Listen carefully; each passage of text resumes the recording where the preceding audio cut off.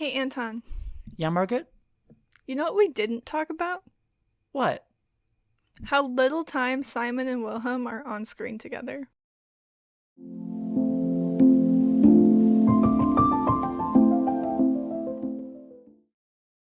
Welcome to People Don't Talk About Young Royals. I'm Margaret. My pronouns are they, them. And I'm Anton. My pronouns are he, they. And we're people here to discuss the show our friends are sick of hearing us talk about. Margaret, what are we talking about today? Today we'll be issuing corrections for our cycle of episodes relating to Season 1, Episode 1. Yeah. So that's... before we do that, weird episode for it to happen on, but before the episode's disclaimer, Editing Anton has a cheeky little update for our listeners.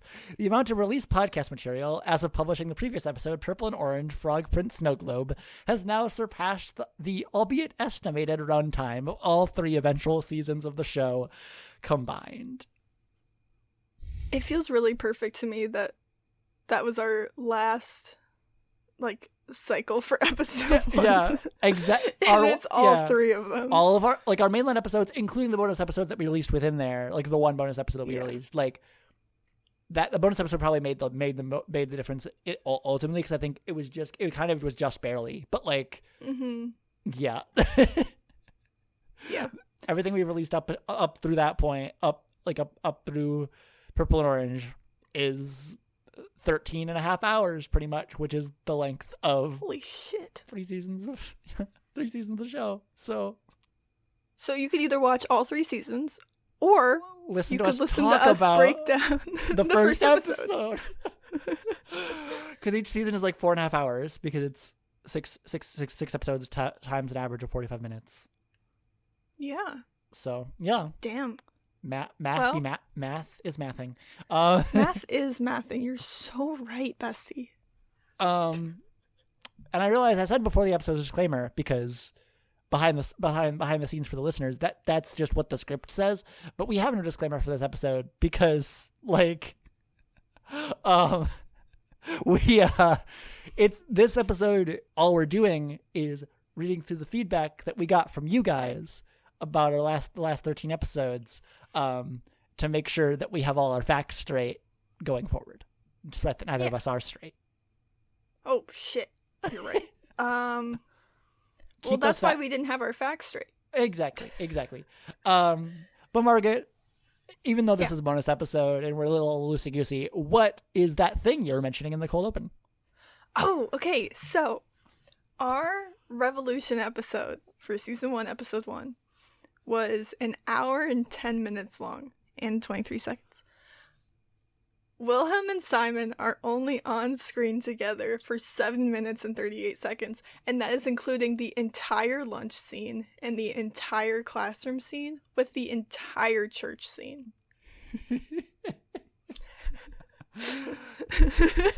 I need to put that out there to get a little perspective that we might be insane, but quality content, in my defense. Quality content, indeed. I mean, our first Revolution episode was quite unhinged, if I remember correctly. But that was because we'd never discussed an episode on mic before. That is true.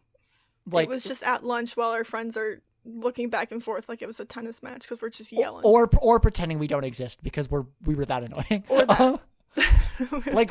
when we say the show, our friends are sick of hearing us talk about, that's genuine. We do have that's 100% genuine. We do have one other friend who has had watched some of Young Royals and was interested in what we were talking about, but had not gone to the level of had not watched season 2. I'm not even sure how far she was into season 1. Literally, we were just two insane people going insane, and after an entire semester of this, I started the next semester. I was like, Margaret, we should just start a podcast. And I went, yeah, okay. And then we had basically the entire plan for the podcast that same lunch period. And by we, I mean Anton. I'm the chaotic one. Yeah, but and also, to be fair, I had been thinking about that a podcast would be a good creative outlet for me for a while. And then I was like, wait a second, Young Royals podcast with Margaret. Why wasn't this obvious weeks ago? Yeah. And now here we are. Yes. All right. And now into the actual subject of the episode. For those who, for those minority of people, I mean, and not to generalize, but also for those of you who haven't learned the word, sorry, Swedish listeners, I'm not gonna pronounce it correct. The word "FÖRLAT" from Young Royals, because it's said constantly, so it's basically impossible. Yeah, Willis says it a lot. Yeah, which let's not read into that. It's a bonus episode. I can say that. Yeah. So but it means I'm sorry. I mean, sorry. And this is us in our most tongue-in-cheek way possible. Not saying that we're like we are human. Like, want to acknowledge with these episodes, we're gonna make little slip-ups, but we want to make sure that we acknowledge them so that they don't keep coming up. And so, yeah. And also, if you have a thing that we got wrong in the first 3 episodes that didn't cover here, like if this is years later and you're just discovering our podcast and you have a thing that we didn't bring up, I'm sorry. The window's closed now. This is our best. This is our best attempt. And we can't keep opening up old episodes. So maybe we'll do ones for entire seasons, but that's a big if, because Margaret and I were talking about how we both have imposter syndrome about this whole thing, and so our egos are a little fragile right now. So we appreciate the feedback, and we also appreciate feedback when you're being nice about it, because I'm delicate. So yeah, we want to be there. Before we started this, I was like, Margaret, let's do the responsible thing. And Margaret was like, yeah. We have to. Okay, but we don't want this, but that being said, we don't want this to take forever, because I also do want to get this up in a few days. And maybe tomorrow. Just so it's done. So not even a Thursday release. Well, yeah, because we don't have a Thursday release this week, so I'm trying to give them something. Wow. Yeah. Because the next this week of Hilarishka, not done yet. Complete honesty, not even close. But also, if I remember right, we didn't actually stumble through our words that much, and that was the big thing with the last week with Hilarishka, is my attempt to try to make our script as coherent as possible meant deleting so many repeated words, and I think we're actually pretty good from what I remember. So it'll probably mostly be a listen through and edit as I go. But anyways. You know what we weren't on our best behavior for? What? Revolution this time. I think that we just had that much to say. It's true. We had a lot to say. Yeah. I posted on my Twitter, and it took us 2 hours and 45 minutes to get through it all. Yeah. Not my Twitter, our Twitter. Yeah. Our X. Yes. Sneak peek, listeners. Revolution's going to be in 2 parts. Yes, it is. The pace of editing Anton's ability to edit those 2 parts will be determined if we do the same thing we did last time, which is do a Thursday release then a Friday release. But that's a lot of episode to get through, so no promises, guys. It took us so long. Alrighty. Those were long episodes. Alrighty, y'all can tell that Marco and I have not recorded yet today. We're just kind of shooting the shit. But anyways, let us just do this. The first thing one thing we really did ask for feedback on, and then did get it twice over actually, is about the painting. We know who it is now because hell yeah, we have Swedish listeners who know their Swedish history enough to tell us, and they both said the same thing, which is good, because then I was like, wait, if there's they're fact checking each other, that's fun. If 2 Swedish people said 2 different things, I would have been very confused. But then also, one of our listeners did literally email the castle where that painting is to verify that is the painting. Are you serious? No, I'm serious. They're actually amazing. They are actually most of the reason why this episode exists. That's so I'll just fucking cool. I'm gonna keep shouting them out. But No, oh my god. Please, who was this? Natasha? Yes, Natasha. She sent us how to pronounce her name. Natasha Mrjanov, Mrjanov. You're an Icon. Absolute queen for this. That's so fucking. Wait, I didn't know that. Yeah. So much. Shit. So much. So, I mean, a lot of these corrections will be from her as an actual Swedish person, and I just love this so much because like we're two Americans who try our best, but like we're also two 22-year-old just recently out of college students just chatting about a show we like. Like, we're obviously going to get stuff wrong, and I'm glad I don't think I can comprehend the fact that she emailed the castle it's at. I'm still trying to process. Well, I wouldn't even know how to do that. Well, the longer name for this the other person who emailed us, who messaged us, actually sent the person who's painting who the painting is of their full name, which so I want to at least shout out this person for giving their full name. I don't know. I didn't actually ask if they wanted us to say their actual name. Let's just say their name begins with H, and then you know who you are because we've not received that many DMs. Baroness Ulrika Wilhelmina Teresia Charlotta Silverskjold. Sure. Yep, something like that. Otherwise known, otherwise known as Ulrika de Geer, probably like from where she's from. Geer. Geer. But this is how I found out that her name was de Geer, because apropos of everything else, I get a screenshot from Natasha being like, Stora Sundby cancelled, answered my email, and confirmed that the woman in the painting is Countess Ulrika de Geer.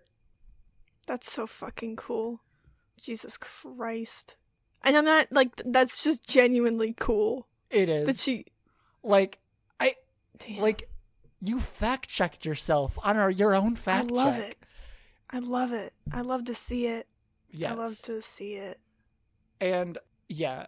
And then one other thing before the rest of the episode is literally, no joke, just the things Natasha has pointed out about Sweden that I just found that I found fascinating, or like just little things that Natasha has pointed out that we might have gotten a little might have misspoken on or gotten wrong. To those of you who are commenting on Instagram about clementines.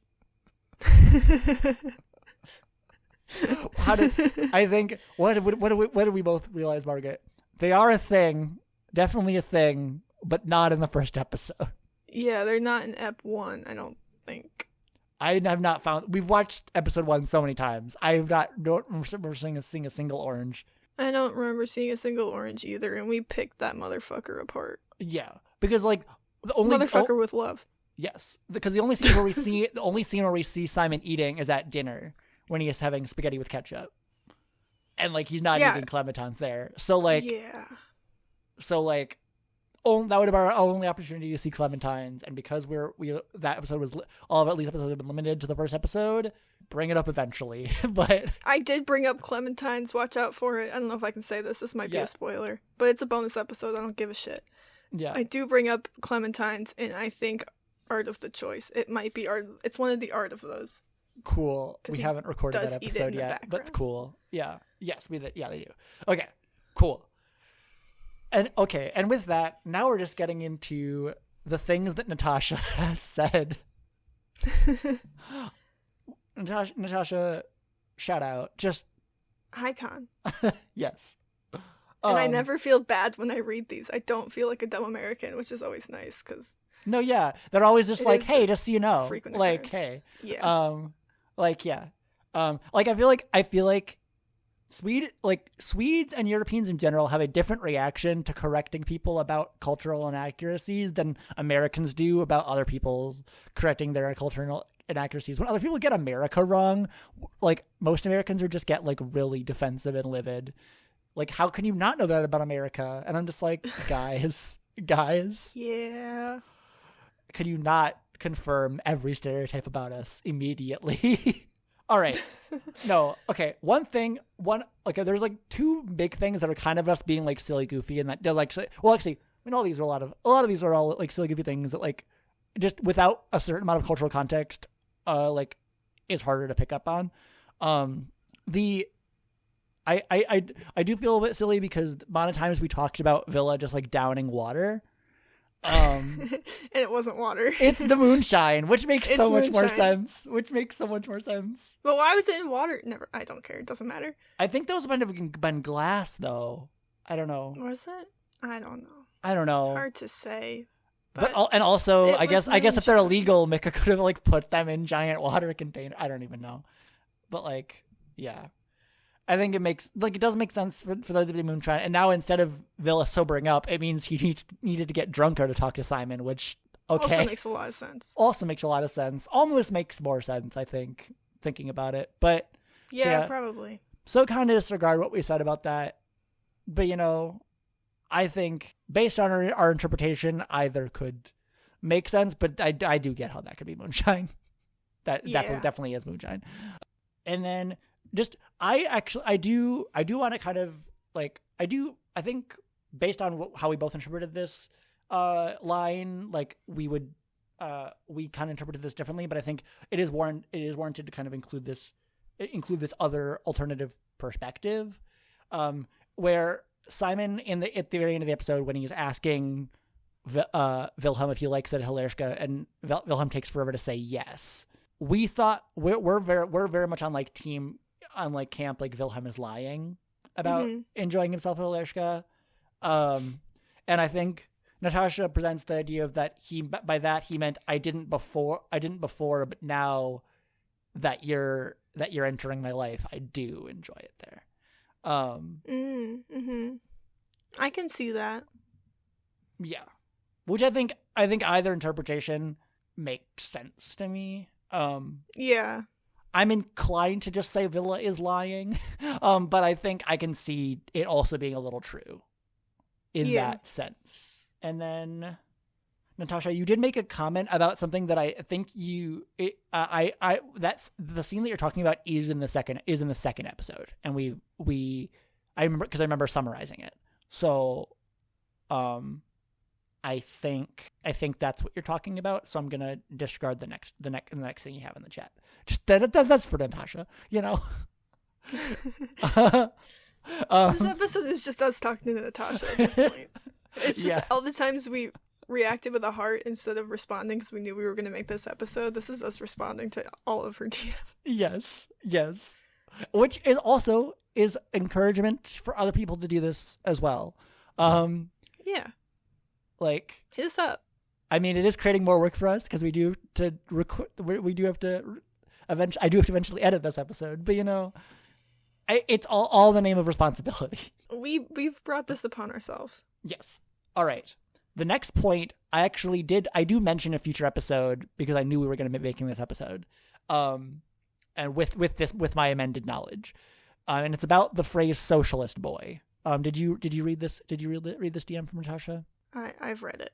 Okay, cool. But I mean, just so we're not just like literally just reading someone's DMs out to us. Basically, the actual word that August is using, if you hear the Swedish, is, I believe it's pronounced sosa or something like that, which apparently, as two Americans for whom the word socialist is a much more like it's charged, a heated word. It's a heated and very charged word in America, which I mean, I think Natasha got that from her DM, but just for anyone else who might be confused about like how we could have gotten that wrong, it's like socialist is like a legitimate insult, like in a much stronger way that in America that I believe it definitely is in this context, because it turns out like it is short for the Swedish word for social democrat, which is like basically like the main like center left party of Sweden, essentially.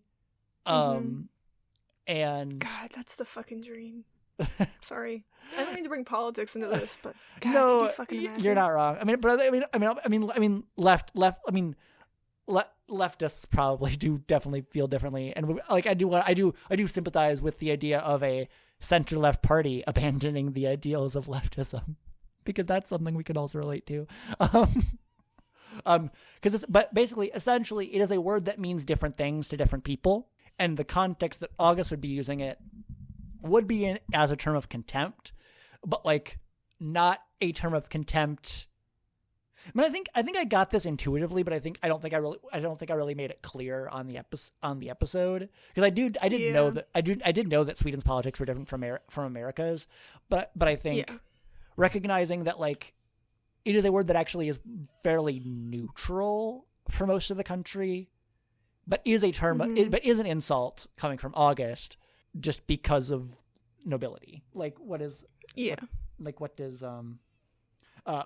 but to the upper class, it's a word to use with contempt. That's basically what. Among quote unquote normal people, Sosa just only means that you're a social democrat. So it's like a word that actually wouldn't. But honestly makes that so scenes even funnier to me, because it is clearly August using a term like it's still basically the same. It's the same. I think I read the same emotion. I just got some of the politics wrong, which is that like I did read that like. It like Simon wasn't bothered by being called Sosa, because it's straight up, it's basically true. Like and so like but then August was using it in a way that he thought it was an insult, which I think it just but like just in the future when he gets called socialist boy, just so we know that does not automatically mean as left as we would think of socialist meaning for us. Right. And also this also does add on to a thing that will come up a bit that doesn't come up until next episode. Spoilers. So small spoilers for next episode if you haven't listened to it, but like I will be basically barely be spoiling anything. This will be relevant when we talk about the scene between August and Boris the psychologist, who he also calls a Birkenstock wearing socialist. Me. It's like basically it's in the context of anyone from the upper class will call someone a Sosa even if they don't know their political affiliation.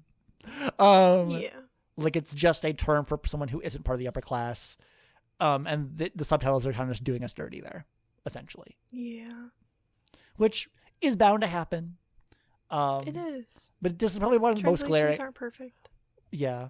I mean, I generally find that it seems like the subtitles for young girls are fairly good, but like, I mean, it's good to see the ways in which they do fall short and being able to correct ourselves in that. Should we watch the English dub? I can't. Nope. I refuse. I kind of can't, but no, I can't. Either way, things get lost in translation. That's why that's a phrase. They do. So it's just like the English dub probably wouldn't be much better. No, probably not. From Natasha, she says, as a Swede, I didn't read into Simon's political beliefs at all. Only August seeing someone from Björstad who was obviously not rich or upper class.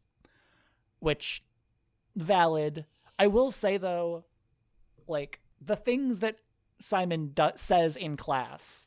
I was gonna say, I feel like we get a bit of his political views in class, but also those might not be as radical of beliefs as they are in America. I was gonna say those are some pretty leftist beliefs for American people. Like if we were to say that in class, we would be considered very leftist. Yeah, very leftist. Like you don't criticize billionaires. No. or I don't even know if Henry's dad is a billionaire. But like you don't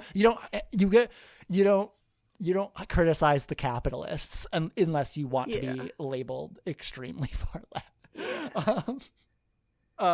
Unfortunately. Yes. Because I think that's bullshit. But that's the point of the episode. Yes. Next point. Which I found really fascinating and honestly just like made me feel good, even though we were wrong. Natasha said, I would, based on on episode 6, which I believe was, it was our Wilhelm character standing. She said, I would say that Wilhelm getting into a fight will make headlines for European newspapers. our real royal family is related to at least the Norwegian, Danish, and the British royal families, and they all know other European royal families. They are friends with the Japanese emperor and the royal family of Jordan. Germany doesn't have royalty anymore, but still has a lot of dukes and such, and they are so interested in the Swedish royal family. Okay, a lot of that has to do with this Swedish Queen Sylvia is German, but still. Basically, all right, our points are being made more because it's like we're like, well, I guess maybe the fight would not have made that big of a deal, but actually no, this actually would still be international news. Man, we should hear about the Swedish monarchy more. We're all obsessed with Prince Harry. Yeah. What's the Swedish monarchy up to? Yeah. I mean, the British royal Natasha, get at us in the DMs. What's the Swedish monarchy up to? Yeah. I can Google it, actually. Also, I can't even remember if we brought this up, but did you hear about that thing where the Swedish royal family has said that, like, if it turns out one of their members is queer, that they'd be accepting? I think I did. I think you have told me this in the past. Yeah. Which makes my heart feel warm. It does. It's like the idea that like our assumptions were actually kind of wrong. Yeah.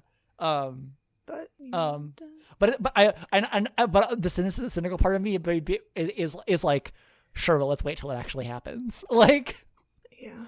Like, you kind of have to say that to keep your image. Like, we kind of see that with young royals. Yeah. But anyways. But I mean, they didn't have to say it. They didn't have to. They didn't have to. Or whatever. Yeah. Prompted their statement about it. Yeah. Okay. And one last thing that she wanted to say about Sosa, I realized I was going to say this earlier, but I realized I forgot. Is that apparently you can also be used as a description of something that is boring. Because it's kind of like the center. Like you can say apparently, like, as a direct translation, you could be like, damn, that's so saucy. It's like, can you imagine if we did like that in boring America? and gray, like that's so socialist. Like it's what would the equivalent to that be here? I don't think we would have a good one. I don't think we have one, really. I mean, it makes me sad. I want an equivalent. Yeah. We can start one. We'll think of it. As an alternative, like, I mean, from the opposite direction, there's like calling something like I guess calling something basic would probably be the closest. Like, yeah, but that doesn't have the same energy. It doesn't. I mean, we'll think of something later. Yeah. Yeah, and but again, that's kind of like that's how it's kind of more like broadly used. And apparently, Natasha says lefties also use the term, but then with condescending disappointment from the perspective that social democracy has given up many of their core values that they shared with the left party in benefit of neoliberal values, which is basically the free market and letting businesses grow without much regulation and letting CEOs get richer, etc. This is just coming into an American politics commentary. Yeah, let's get away from politics. It makes me sad. We're moving along. Okay, about Felice. Turns out, Felice. Aaron Corona is legitimately a noble family name. That's so sick. And we were like, oh, what does modern nobility mean? And Natasha's like, I don't really know either. They're definitely noble. Like they're definitely old school noble. So she was like, Natasha's like, I don't know what August meant by that either. All right, sick. Yeah. Well. So like, she's like, at first I thought he meant something sexually since of what he just said, but I don't know. I don't know at this point. What? Well, because it's about like it's when they first meet Felice, and she's like, oh, she's like modern nobility. Oh. Sorry, Yeah. I was reading and also good. listening, and it wasn't working well. No, you're good. Also, apparently, Natasha wants to give kudos to Lisa for coming up with fun nicknames for Felice's parents, which we haven't gotten to quite yet. Well, actually, no, we did because August mentions them. Poppy and Smeeson. Just apparently, there's like nicknames that are just like very, very Swedish upper class. Which love to see it. We know Lisa Thanks, did her Lisa. research, but it's great to see. We love Lisa. All right, one little thing of us being actually silly goofy that like is just literally just like we didn't think for a second, is that we said that we're pretty sure that Eric and Wilhelm arrived to Hilarska in the morning. It's definitely the afternoon because Wilhelm later goes to dinner, and that's his first meal at Hilarska that we see. Yeah. And also like we thought maybe school students have the day off of classes when we do see them in class getting dismissed to go to the assembly in the church.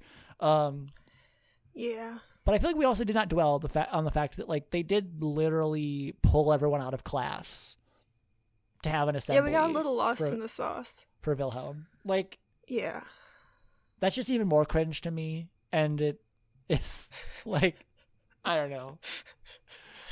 Just as a correction, it didn't really impact much, except for the fact of we still don't know where Sarah is. That's true. Like, where's she at? If she originally was meant to be in class, where the hell is she? Like, I don't know what. Who knows? All right. Because like should we see her in like, is she like working in the stables when she's meant to be in class? Like, I'm so confused. Like, I don't know. Like, I don't know. I don't either. I don't know where she is. I just know she's not. I guess, or maybe like if she doesn't have if she doesn't have classes because everyone's gonna be at the assembly, maybe she's like, okay, maybe a chance to pick up a few more hours at the stables for extra money. Wouldn't you want to see your brother sing? Like, I spoke like that.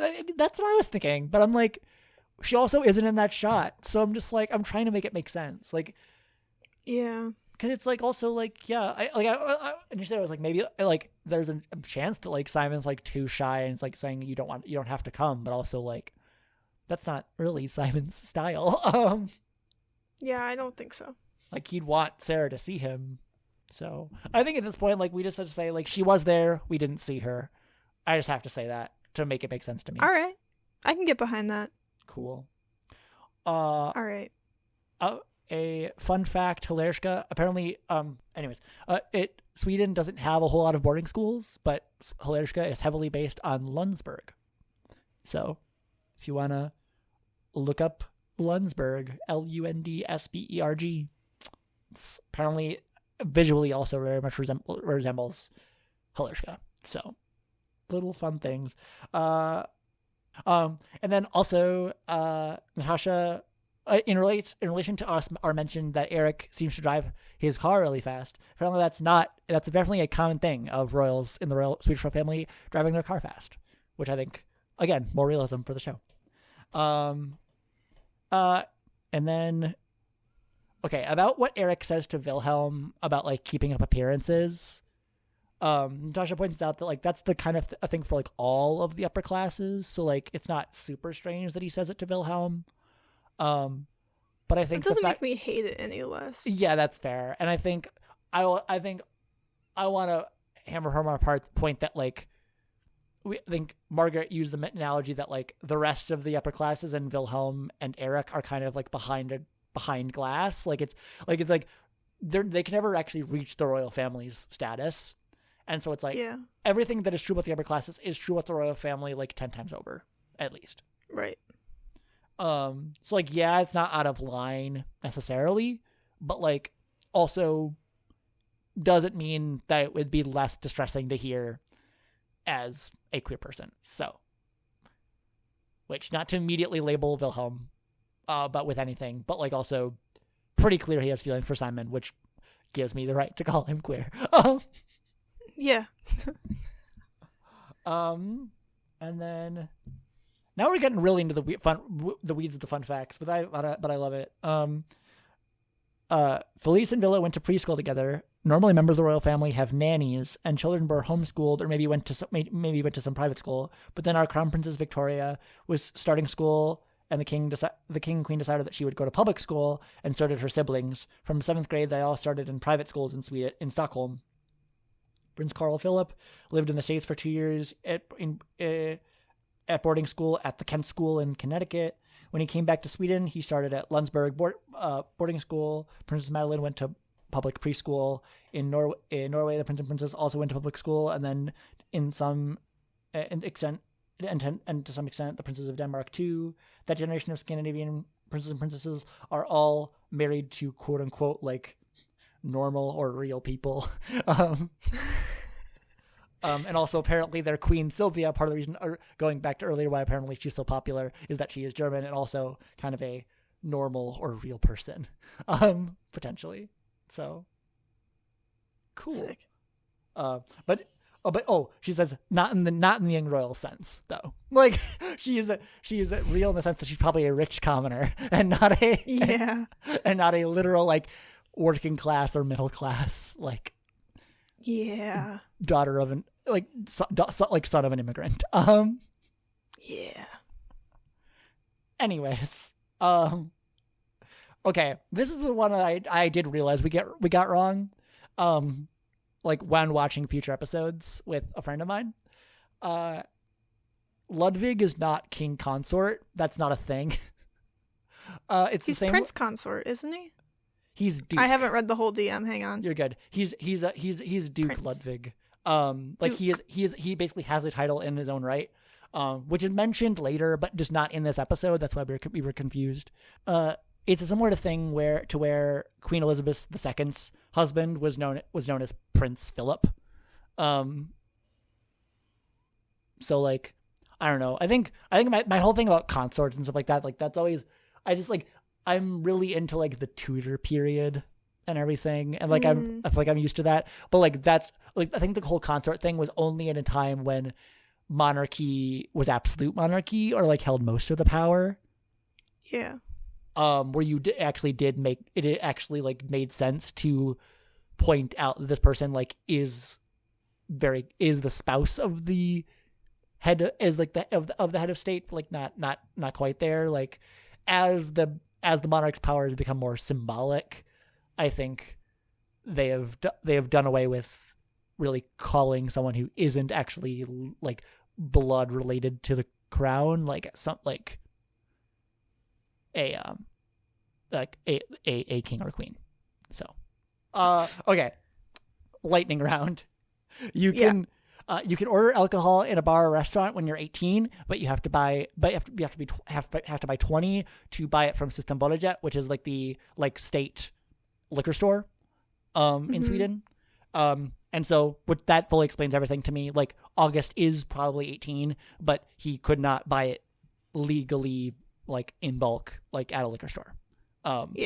So which basically what we thought, but like clarifying. Infidelity is apparently quite common, even in the Swedish royal family. It's just Natasha would like to clear that up. Wait, when were we talking about infidelity? It was a privilege punishment. When I was mentioning that one queen who became more popular because of her husband's affairs, we're like, I wonder. I think you were like, I wonder how common infidelity is in royal families. So, our king, the current king, apparently at some point had an affair. A previous king was apparently gay and had affairs with men, but was also a Nazi. Yeah, his wife is the Nazi sympathizer we were talking about. So, yikes.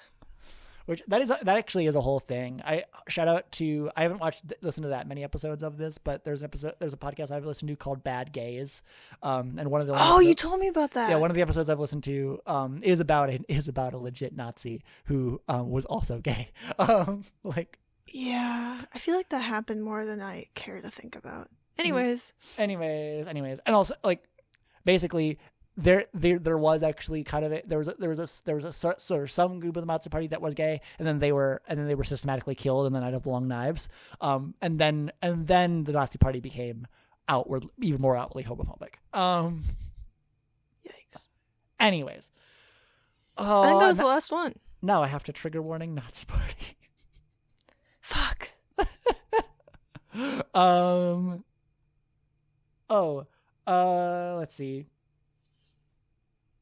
Let's see. Oh, a little clarifying thing. The King Carl XIV Gustav was born in 1946. His father was second in line after the Crown Prince Gustav Adolf. After King Gustav V, as mentioned above, was king until 1950, and then Gustav VI Adolf became king in 1950. He sat on the throne until 1973, when the current king became king. He was then 27 years old, but he was 4 years old when he became crown prince. That sounds awful. Yeah.